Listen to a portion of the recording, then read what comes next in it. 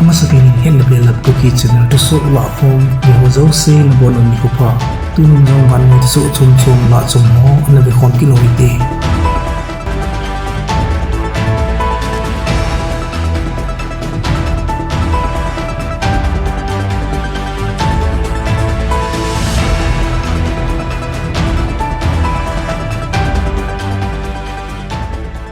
Sri Lankan President Rajapaksa in agam sungdal ha Maldives sule Singapore lama anazama President akon haina anaizo Ranil Wickremesinghe in acting President ala zo nong in gamsunga hin buina atip theidi nai pu na hi Ranil Wickremesinghe in tu nai lamcha July ni sim som ni le gamsung President tha kilhen na omding to lonin gamsunga state of emergency pondo na ananizin ahi amana say bena hi state of emergency hi mi pi hoding ngai tu na ki bol hin milhan na kale sunga buina so na thei ven do na ding security protection ding le dan le mol ho vet tu ma thei na ding nitin ngai cha no hi na bang ta vet tup zo thei na ding a ki phung do hi anati na hi chi emergency ki phung do dong zuya koi le thil si bol ding agin mo ho mat na hi lo le hian tang thei hi ding President in tua anomsa dan ho jingzong override a ball thading ahi hinla gamsunga opposition lamkai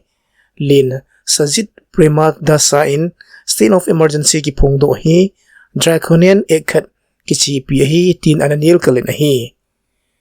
gamsunga president tha milhanna adinga hi Sri Lankan parliament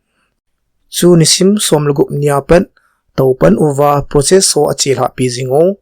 ang lungding nisim somni ni khole milhan nahi umding ahi ekiti hichi akil hengdo pin president hin aluipa Rajapaksa in atu ding phat chan ti chu kumsang ni somni le li chan apu ding ahi alangkhana tulatwa acting president hiya Ranil Wickremesinghe hi president luipa Rajapaksa to kimat na sata nei ahi na bana tu president sir milhan na azong ding ki gongkit ahi zin kaido na hinnai jing zong le mai lama hi buina bai thei di loading in aumetin thulut khat chuna sei na hi hichi milhan na ding to kimen in police sule military lamin nasata in panla na anai jin buina hong so thei ho vian na dinga panla na anai pan ta vin hi ekiti ga he thei khat chu Sri Lankan gamsunga hi ki waipu dan di lo zia achi sa kumapat gamsung mi pite hin gan theina lamchom choma anato na banuwa nitin ngai cha thilalo nele cha ho zo si zong cho zo mo zo hilo ko ma na nung foreign exchange ki sana gamsung finance na ding kisan anai lo naw chunga dangka $51 million val bet zong anai wa hi ekiti hiti zia chu gamsung hong ki pulut thading ima amlo nung zinga zong International Monetary Fund akon paisa la ding bail out na ding ati jing ozong ana phalpi lo chu anahi hiti hozo si ji achu mi pi so sangna ngomdo kha a kamsunga president chule prime minister in kisan jong chu ana bulo jingo anahi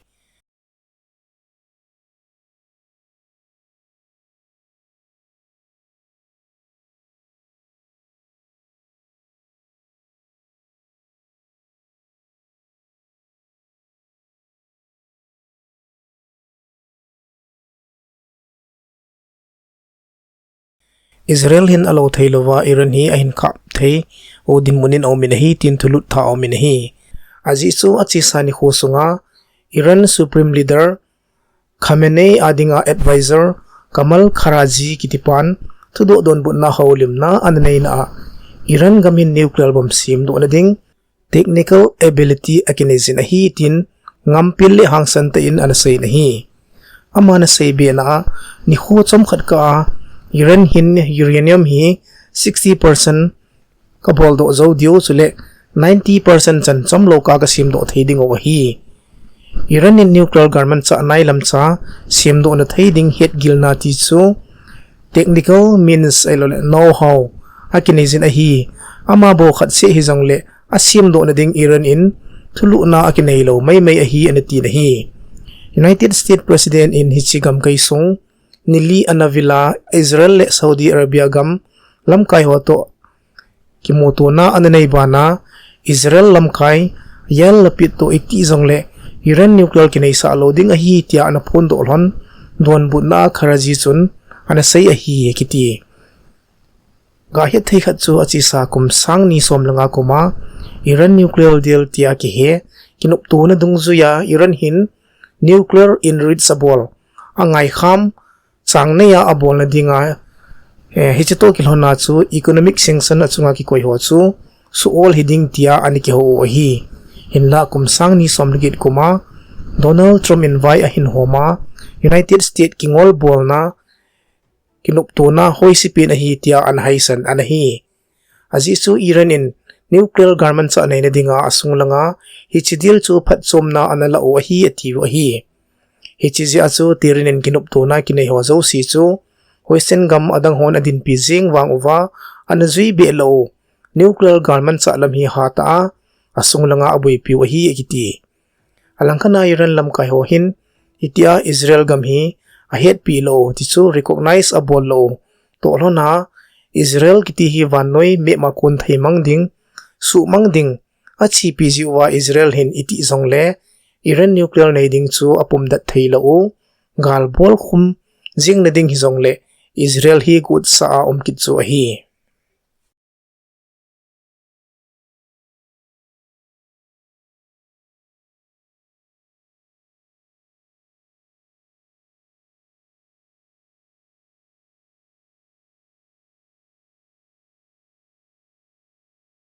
Africa gambunga Sudan gamsunga khaltum khopi a Blue Nile states tia ki hi achun achi sanisim somna segi pathin ni ho chun mi pilung kim lo tam pi chun humhal te in military vai hom ho chalo dona in ki phinna anani ovina hi ichi thu hi Sudan gamsunga zat le zat chom thinglang mi ho ki ka ki dona a tu ka sung sia jong mihem somgu valentina ana tu a hi achi chu army chief Abdel Fattah al-Burhan ki dipan achi sa kum sang nile som nilakhat October thasunga military coup anabola thanai na mi pipido olova uma gamsung imalam josia khasan na hunglunga icha ko na chu communal ti chu zat le zat ki ka gisana ki daunale ki tha tu na hi hungom do hi atio hi tu nu kha pen thil su Blue Nile state langlam kaya achi sa haptaka sunga nam chom ni ti chu hosa le balti tribe tenin kina anazi a milham somgu mentina anatu ova mi zakhat wal na sata anama chango hi hichi ki dawna mun jinga jong hi sipai ten curfew akoi jing wangova ki vai homna hoi ta lo ja chu aki vesui zolo ahong lai gamsunga ahong tamji a ani nia galgu bol pungle sole zat ki ka ki dawna ho hi asu thip le ave swiding lo to bang dana phana hi to bang ho hi su hi ekiti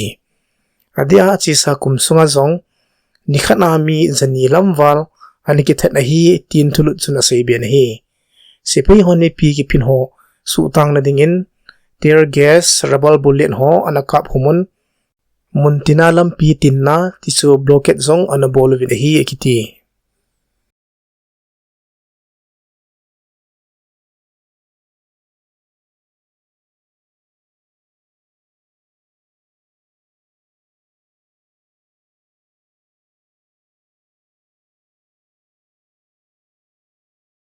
India gamsunga dinga to mun lenpin president milhan na ding in India in ki gut China anei ta na hi hichya president kilhengdo ding hi gamsung chamlet jawapat somlanga channa hiding a hi giti tu letwa presidential candidate na kilhengdo te ni ruling party in adosot tribal na may masapin jong hi Draupadi Murmu chule opposition party hon alhando lamkai lui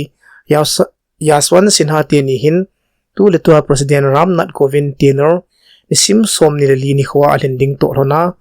amani hin ki tian chu anei honding a hitai India gamsunga states le union swakon lawmaker sangli le jigit velin tu ni khuchun vote khana anei pantawin hi akil hengdo pin president in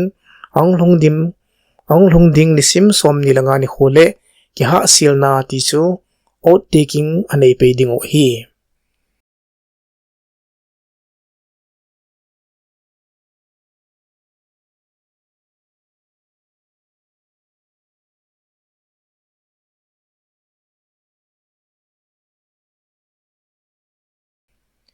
Russia le Ukraine ki ka ki do na achil ha sing to lonin Russia ina tha bia gal do na neizom kit dingun ki gon na anayovin hi ekiti Russia Defense Ministry akon ki phongdo dung zuin achi sani kho sungchun Russian fighters in hon Ukraine te Mi-17 helicopter khat solam Slovian Skopje koma akap la ovin sule Su-27 fighter khat Kharkiv kamkaya akikap lahai anativin hi Russia Army tian Sebianava Ukraine hanglam kai Odessa Khopia Industrial Estate monaum Ukraine te galmancha koina kholpi jongchu akap si novin asayon hi amhon asay nawa hichi galmancha kholnamun hi NATO gamhon anapio Harpoon anti-ship missile hochu akoina wahin abonin hikap se anativin hi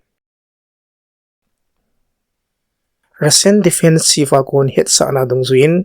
Russian sipaiti chun kidaw na galdaw na hi hata hat sa biading ovin as akisayin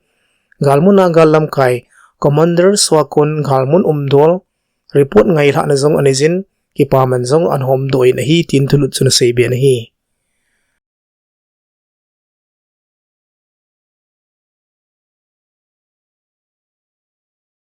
Russia le Ukraine hung kidaw tilapan Western gam adia Europe gam kaya umhon Ethiopia galman sa ahihan ilisa hizong le anapi zingo chu Russia daw na ahizingin ahi hinla Russia ina chisa patlaya agal zona bangin tu khangtha Europe chunga jong honglung thejin omkit taitin thaw api naw Nord Stream 1 khapi ding agun hi Europe gam sunga dinga boina khota kisan ompin chu honglung dingin ahomin ahi aji chu Moscow in gal anga khalle tia sengsan kisan anapun khumo anihin hinla tua Russia tian thaw phata a khao hinai lo sim hoi sim phat ti chu maintenance work sa dinga chom khat ki kha chu a hinalaizin hinla hi chika sunga jinga jong thilman izakai akal na chung chuna ki oiding mailum kisan anei zo lo thayun omdo lo ta ni ichia kon ki vendo na dinga lamkai lin hon longgel chom sustainable energy nuclear ahilo le adang tampi angai tu wang ovin tu din mun ta adingin Russia dinga galman cha pata khana so do dingin om lota nahi Europe gamlam kai hon mi pite dingai tu nan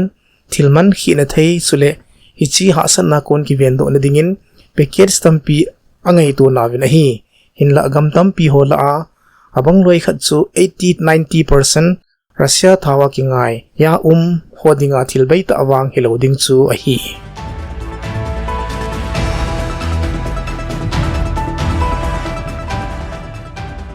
tusu panapa na sin chen ngai hozo se achung si wa gi pagi panaw khet ko ve tusu thai mukit ka ovin mabonon mangphale sibe